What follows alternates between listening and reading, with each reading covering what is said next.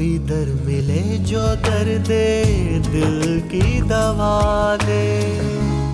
दुनिया में जितना कुछ भी बुरा हो रहा है वो सब मेरी वजह से ही तो हो रहा है। लेकिन एक बात बता दूं, ये जो जेवर की चोरी वाली बात है ना, इसमें सिर्फ अकेले मैं मुलविस नहीं थी, ये भी मुलविस थे। मुझे शक था कि इस वाकये के पीछे मम्मी का हाथ है, लेकिन मैं हमेशा अपने आप को तसल्ली देती थी कि नहीं, मम्मी ऐसा नहीं कर सकती। लेकिन आज सच साबित हुआ। मम्मा, शर्जील,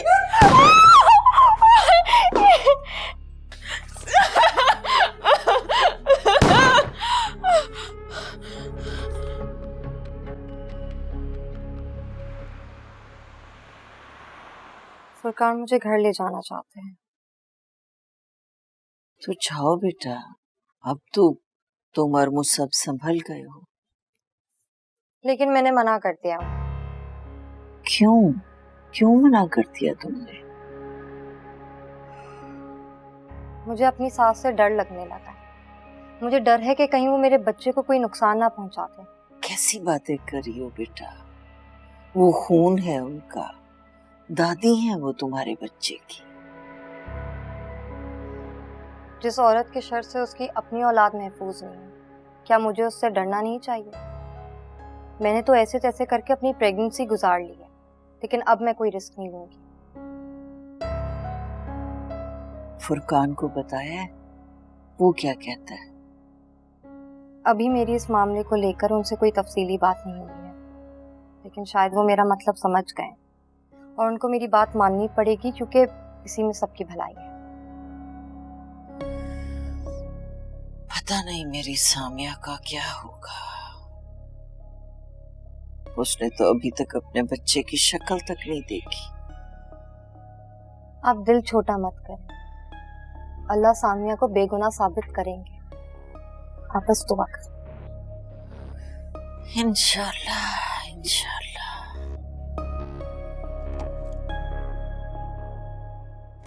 कहाँ जा रहे हो फुरकान? बाहर जा रहा हूँ काम से। क्यों? क्या लुबना का वापस आने का कोई इरादा नहीं है? अब तो 1.25 महीना भी हुए, 1 हफ्ता हो गया है कि आप बच्चे की पहली सालगिरह करके आओगे।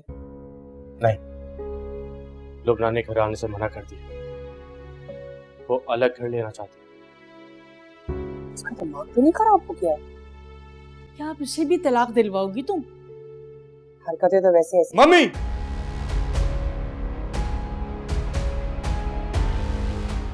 खबरदार खबरदार, जो मेरी बीवी के लिए ऐसी वैसी कोई बात की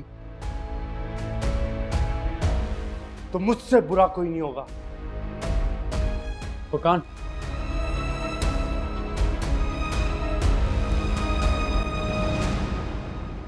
कि मम्मी से किस लहजे में बात कर रहे हो तुम? जब सगी माँ अपनी औलाद पर कीचड़ उछालेगी ना, तो औलाद इसी तरह की बात करेगी। भाई की बीवी पर चक्कर चलाने का इल्जाम लगाएगी, तो फिर यही सूरत हाल होगी फातिमा। क्या मतलब? आप कहना क्या चाहती हैं? तुम्हारी मम्मी ने फुरकान और सामिया पे जो इल्जाम लगाया था ना, वो इसकी सोची समझी साजिश की।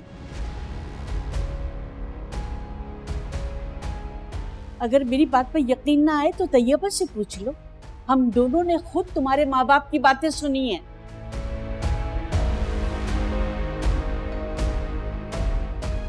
खाओ अरसलान के सर की कसम, अगर मैं झूठ बोल रही हूँ।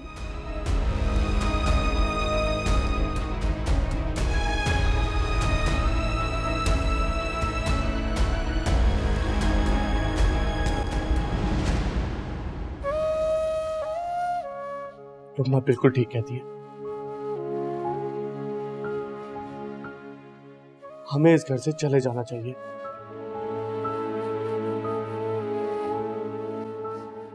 फुरकान,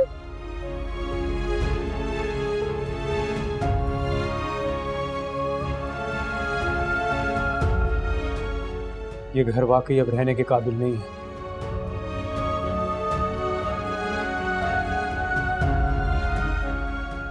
मैं भी यहां से जा रहा हूं।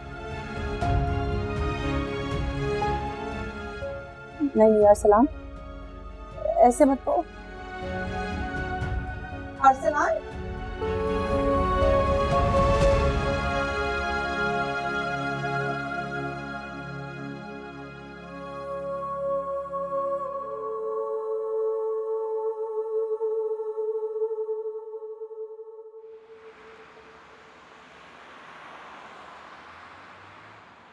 मैं जब से वापस आई हूँ घर के हालात देख के काफी मायूसी होती है।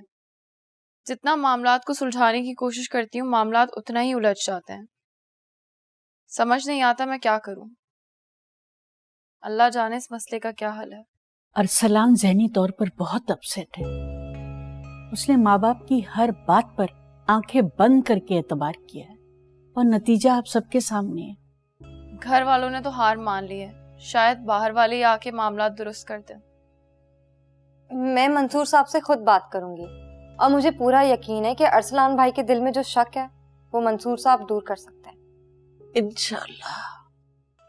इन सब बातों में तो मैं अपनी पड़पोती को भूल ही गई। बेटा सामिया, जाके उसको लेकर तो आओ।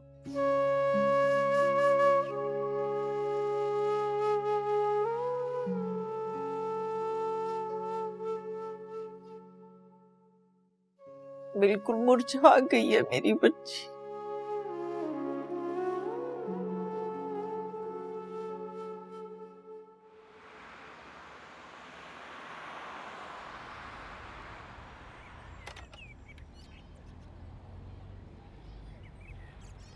क्या आया है ये पता नहीं। नाम तो वैसे मेरा ही लिखा हुआ है।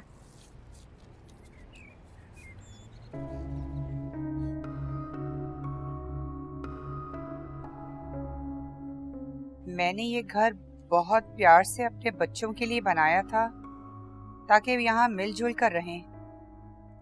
इस घर का आंगन मेरे बच्चों की हंसी से गूंजे, लेकिन आज इस घर में कोई भी रहने को तैयार नहीं है और इसकी वजह कोई और नहीं मेरी बीवी है।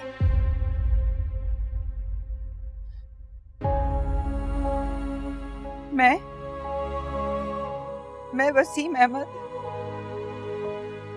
अपने पूरे होश व आवास में अपनी बीवी फातिमा वसीम को तलाक देता हूँ।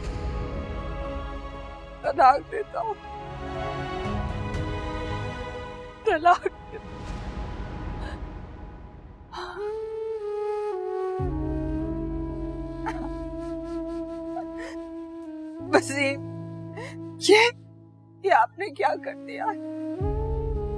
इस उम्र में मुझ पर ये तलाक का दाग मैं कहाँ लेके जाऊंगी?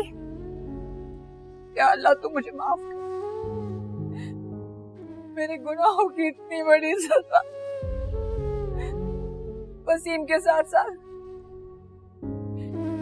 मेरे बच्चों ने भी मुझे छोड़ दिया है। मैं कहाँ जाऊंगी?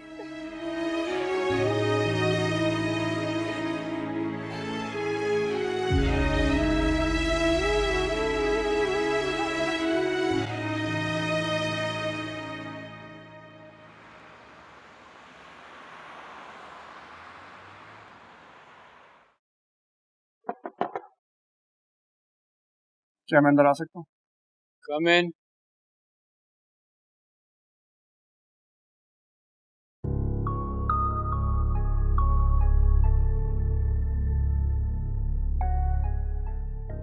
मैं जानता हूँ तुम मुझे यहाँ देखकर खुश नहीं हो, लेकिन मैं तुमसे बात करना चाहता हूँ। क्या हम समझदार लोगों की तरह आमने सामने बैठकर बात कर सकते हैं?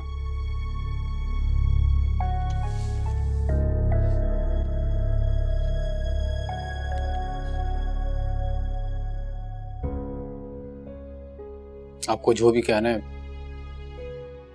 जल्दी कहें, मेरे पास वक्त नहीं है। मैं और सामिया 6 साल से एक साथ काम कर रहे हैं। मेरी बीवी के इंतकाल के बाद अगर किसी औरत ने मुझे मुतासिर किया तो वो आपकी बीवी सामिया। मैं आज तक ये डिसाइड नहीं कर सका कि मैं सामने से मोहब्बत ज़्यादा करता हूँ या उसकी इज्जत। मेरी बेटी बरेरा सामने से इतनी अटैच है कि उसके बगैर बर्थडे का केक नहीं काटती।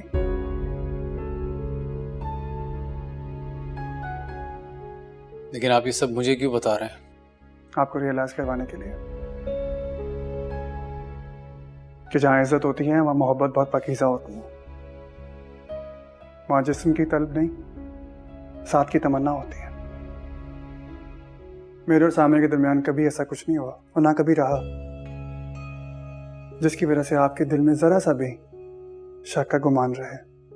मैं सामने की ज़िंदगी में तब से हूँ जब आपका नामो निशान दूर दूर तक नहीं था।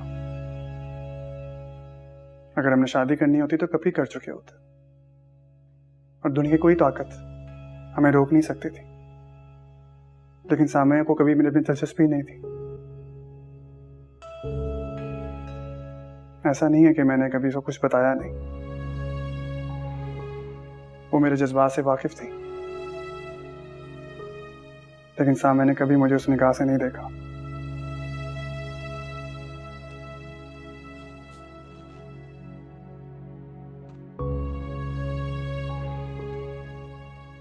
मेरा ख्याल है तुम्हारी गलतफहमी दूर करने के लिए इतना काफी है।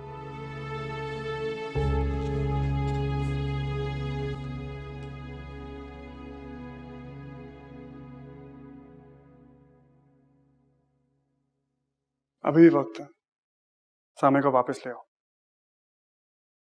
अगर वक्त गुजर गया तो सामे और अपनी बेटी को दोनों को हमेशा के लिए खो दोगे, क्योंकि वक्त कभी किसी का इंतजार नहीं करता। बिछड़े ना यार किसे दा रोग लग जावे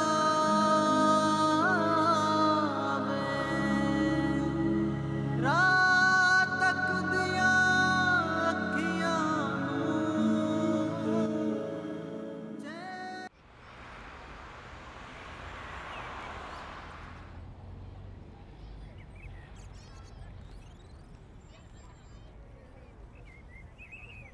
अरसलान, ये देखो,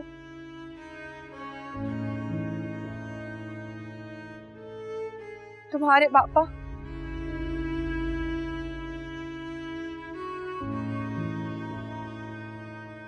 वो चाहते हैं कि मैं यहाँ से चली जाऊं, यहाँ ना रहूं।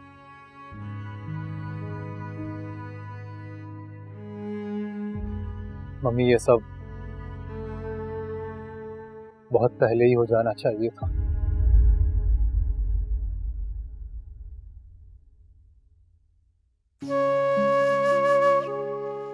हाँ, मैं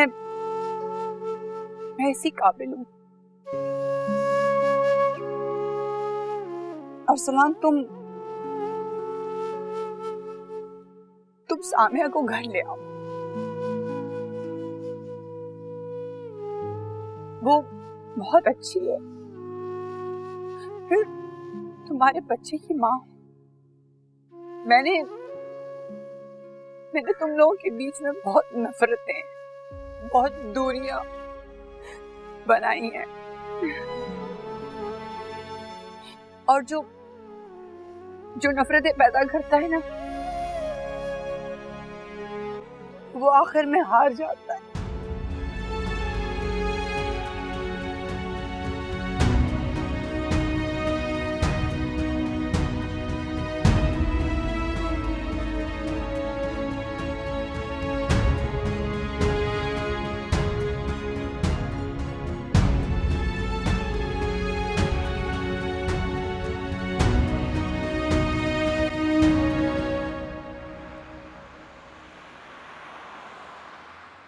आपको इस घर में आने का कोई हक नहीं है। मैं तुमसे माफी मांगने आया हूं सामिया, और जब तक तुम मुझे माफ नहीं कर दोगी, मैं यहाँ रोज आता रहूंगा, बार बार आता रहूंगा। क्या फायदा? क्यों आए आप? अब पीछे क्या रह गया? सामिया, मैं तुम्हें और अपनी बेटी को यहाँ से ले जाना चाहता हूँ। हम सब मिलके रहेंगे, तुम जैसा बोलोगी वैसे ही होगा सामिया। एक बार मुझे माफ कर दो प्लीज। कितनी ढिठाई से माफी मांग रहे आप मुझसे? उस वक्त कहां थे आप जब मैं रातों को दर्द से तड़पती थी? मेरे अंदर पलती आपकी औलाद मुझे हर रोज नई तकलीफ से गुजारती थी। कितनी अकेली हो गई थी कि जब रात को मुझे प्यास लगती थी कोई मेरे पास पानी देने को नहीं था। औरतें मिडनाइट क्रेविंग के नाम पर दुनिया भर की चीजें एंजॉय करती और मैं सिर्फ रातों को रोती थी। हर 10वें दिन के बाद डॉक्टर के पास खुद जाती थी। इंजेक्शन, दवाइयां, अल्ट्रासाउंड, टेस्ट, सब कुछ मैं खुद करवाती थी। मैं मानती हूं हर औरत मां बनती, हर औरत बच्चा पैदा करती, शायद इससे भी ज्यादा तकलीफ से गुजरती, लेकिन शौहर की एक मोहब्बत बड़ी निगाह भी ना उसके सब जख्मों को भर देती।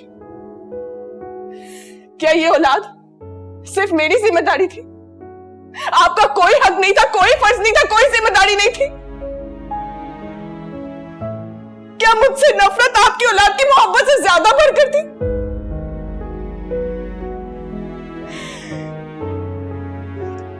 चले जाइए आप यहां से, चले जाइए आप यहां से,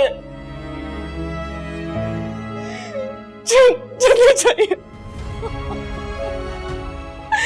चले जाइए।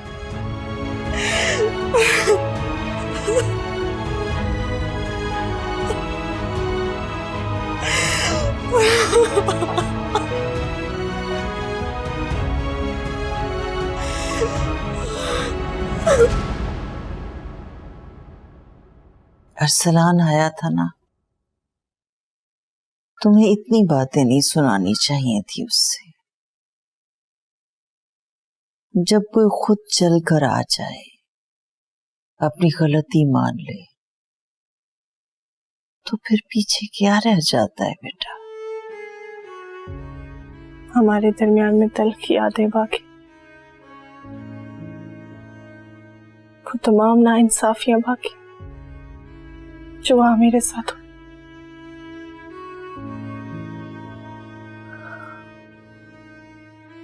मैं अरसलान को माफ भी करना चाहूं तो शायद कभी ना कर सकूं। बेटा, उसे अपने पीछे इतना मत भगाना कि उसके कदमों से पहले उसका दिल थक जाए। ये बात याद रखना हमेशा कि घर औरत बनाती है, मर्द उसे सिर्फ मकान देता है। मर्द जिम्मेदारियों का बोझ तो उठा सकता है,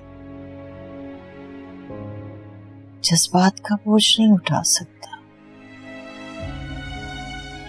इसीलिए तो परवरदिगार ने जोड़ियां बनाई हैं। मर्द के अंदर जो कमी होती है उससे औरत पूरा कर देती है। मम्मी, क्या सब कुछ पहले की तरह नहीं हो सकता? पहले से बहुत बेहतर हो जाएगा अगर तुम चाहो तो। अल्लाह भी तो अपने बंदों को माफ कर देता है ना बेटा। फिर इंसान इंसान को क्यों माफ नहीं कर सकता? अब तो वहां ना फरीहा रही है ना तुम्हारी सास। ऐसा ना हो कि तुम्हारे और अरसलान के बीच में सिर्फ पछतावा रह जाए।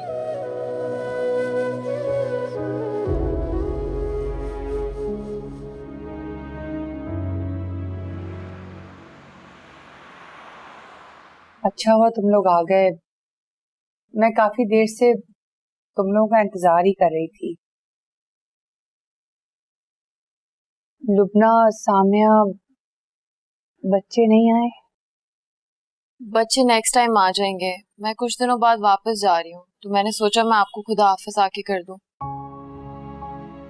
अच्छी बात, खैर से जाओ। मैं तो बस ये 2 कमरों के अपार्टमेंट में बहुत अकेली हो गई। मम्मी, इंसान जो बोता है वो ही काटता है। सही कह रहे हो, मैंने भी जो बोया वही काट रही हूँ। सारा दिन बस अपने गुनाहों की माफी तो मांगती रहती हूँ,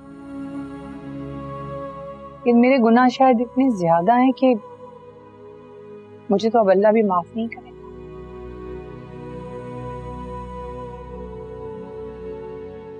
मम्मी, आप हमारी माँ हैं, काबिल एहतराम है, लेकिन पापा बिल्कुल नहीं चाहते कि आप उस घर में वापस आएं। और ना ही हमारी बीवियां ऐसा चाहती हैं। उन्हें लगता है कि आप नफरत में कहीं उनकी औलाद को नुकसान ना पहुंचा दें। हाँ, सारी जिंदगी मैंने नफरतें ही तो पैदा की हैं। घर, दिल, बस इन्हीं चीजों को तोड़ने में लगी रही। अपने अज़ाइम में मैं इतनी मसरूफ हो गई कि मेरा अपना घर कब जल गया पता ही नहीं चला। अरसलान, सामिया घर आ गई? नहीं मम्मी, और पता नहीं वो आएगी भी या नहीं। मैं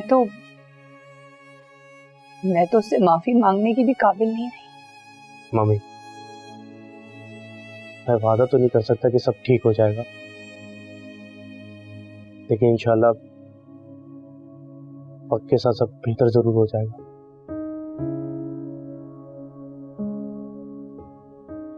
सच कहा है, जैसी करनी वैसी भरनी। ना माने तो करके देख, जन्नत भी है दोज़ख भी है। ना माने तो मर के देख।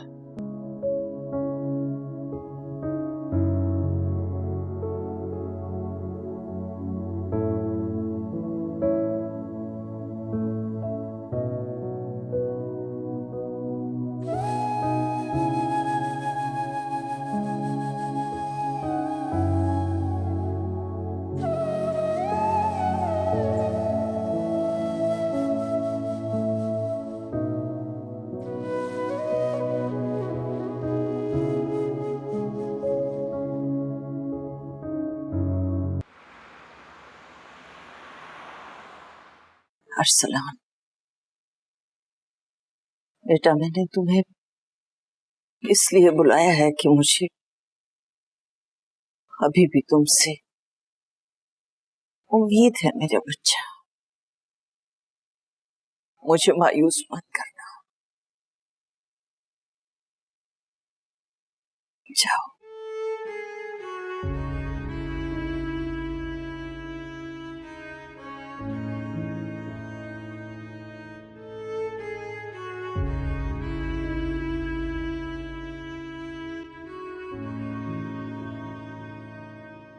मेरे साथ चलो सामिया प्लीज, मैं तुम्हें फिर से लेने आया हूं।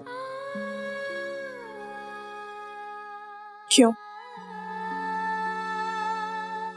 मैं तो बदकिरदार हूं।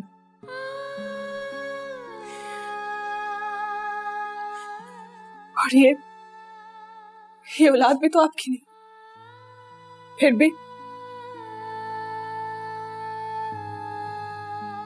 मैं बहुत शर्मिंदा हूं सामिया।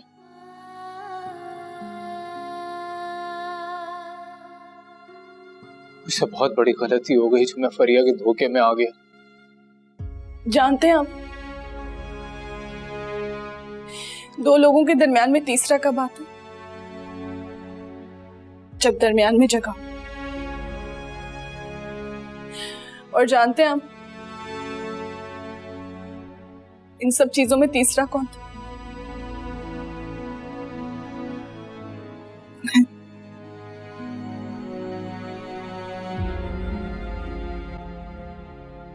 मुझे आप लोगों के दरमियान में आना ही नहीं चाहिए था।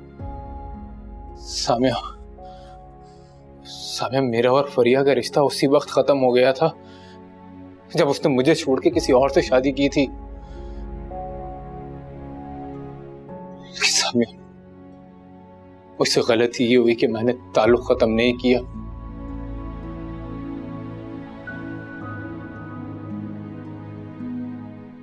और जब आप ताल्लुक खत्म नहीं करते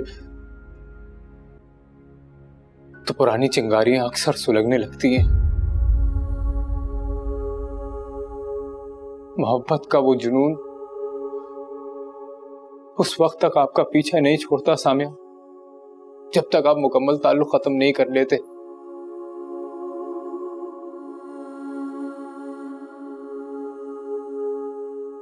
सामिया,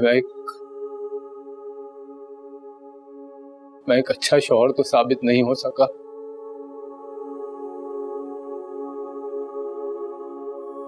लेकिन मैं एक बेहतरीन बाप जरूर बनूंगा।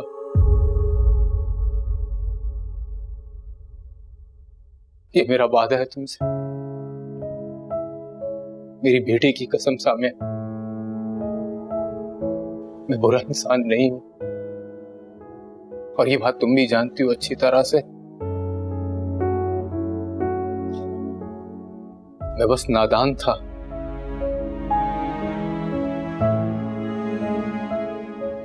वही देखा जो दिखाया गया, वही सुना जो सुनाया गया। मैंने वही अल्फाज कहे सामिया जो मेरे कानों में डाले गए।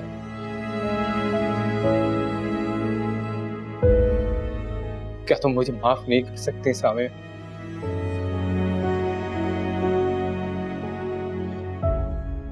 हमारी बेटे की खातिर सामिया,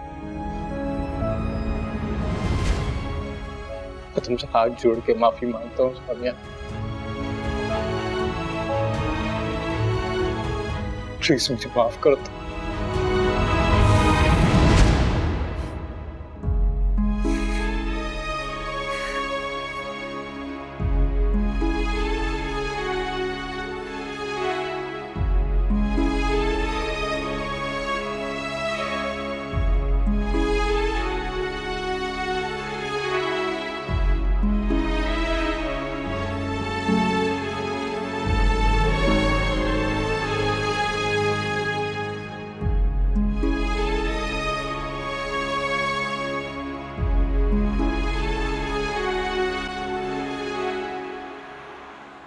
इतनी देर हो गई है और सलान अभी तक घर नहीं आया। बस सामिया भाभी मान गई हूँ। खुदा करे। मैं तो बस यही दुआ मांग रही हूँ कि अरसलान भाई अकेले घर वापस ना आए, बल्कि सामिया को अपने साथ लेकर आए। तुम आंटी को कॉल करो ना। हाँ कॉल करो यार, मुझसे मजीद इंतजार नहीं हो रहा। किसी को कॉल करने की जरूरत नहीं है। सामिया ने जो भी फैसला किया होगा ना, बहुत सोच समझ के करेगी और उसका हर फैसला हमें कबूल होगा। मैं जानती हूँ कि सामिया जो भी फैसला करेगी दिलो दिमाग से सोच के करेगी।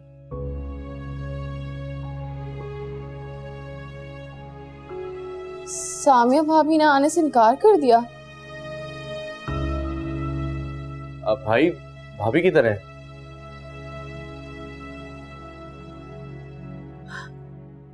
क्या बात है, बहू नहीं आई?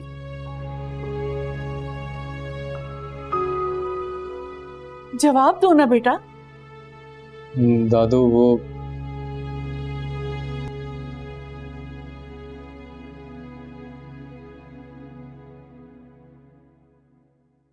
सामिया मान गई है।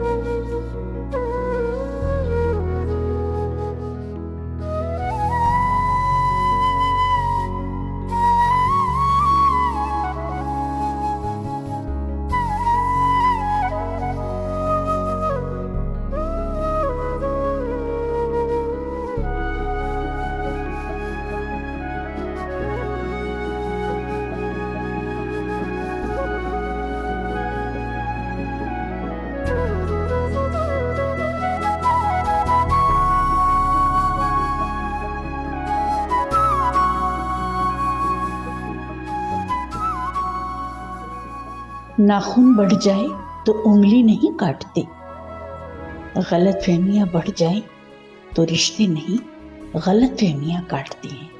खुश रहें और खुशियां फैलाएं।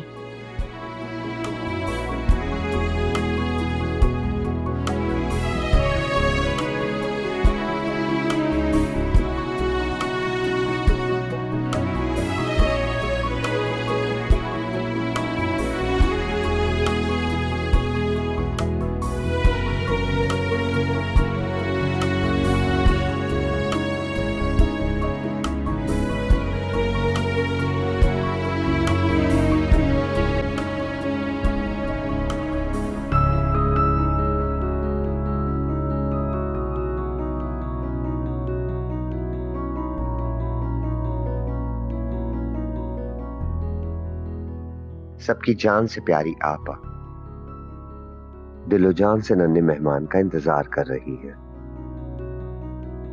अम्मा और जैन बड़े खुश हैं। और हाँ, अकबर भाई ने अरसलान के पैसे भी वापस कर दिए।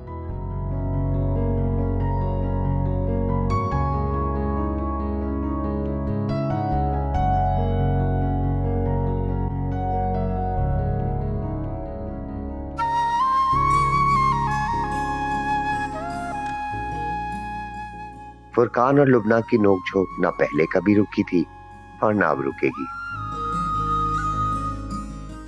बल्कि बच्चों से ज्यादा घर में रौनक इन्हीं दोनों की वजह से होती है।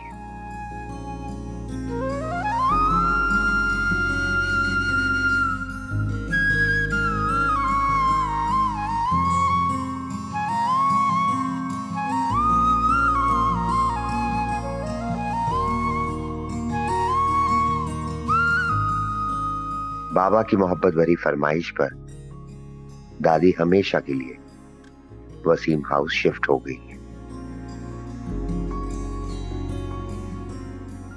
अम्मी सारा दिन पुराने फिल्मी गीत सुनते हुए स्वेटर बुनती है और वीकेंड का इंतजार करती है ताकि बच्चों के आने से उनके घर में रौनक हो जाए।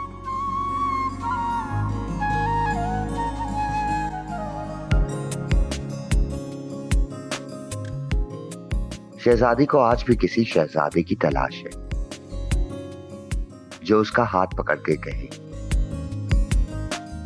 कि हाँ, तुम मेरी शहजादी हो।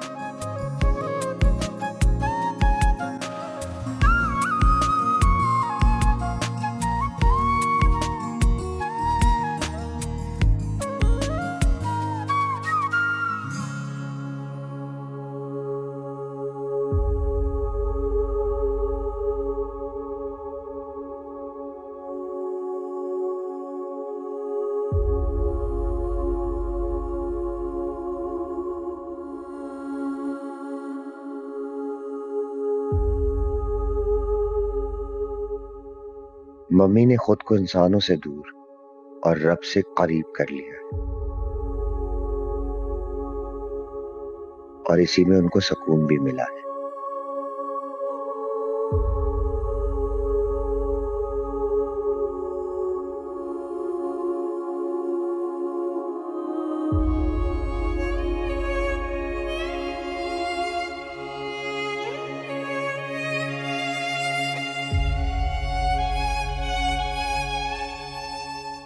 फरीहा को डॉक्टर्स ने लाइलाज करार दे दिया। अब ताहयात ये नफ्सियाती क्लिनिक ही उसका घर है।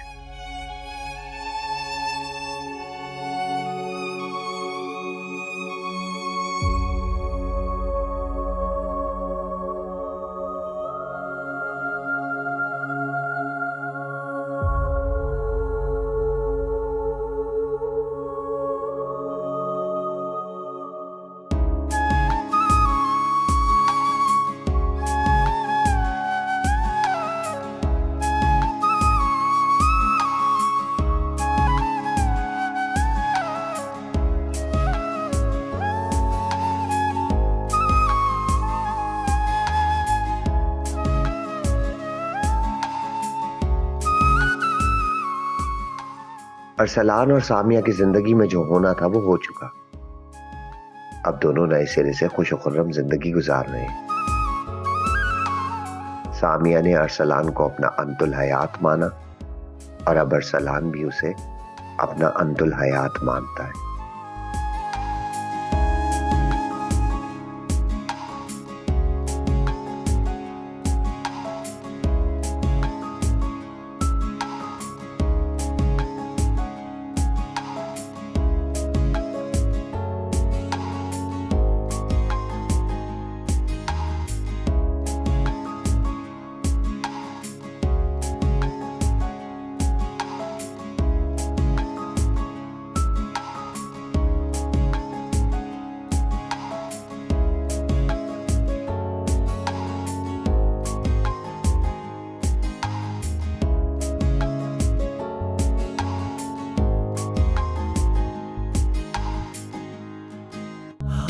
मेरे रब्बा मेरा यार तू मिला दे, हायो मेरे रब्बा मेरा यार तू मिला दे। कोई दर मिले जो दर्द दिल की दवा दे, कोई दर मिले जो दर्द दिल की दवा दे।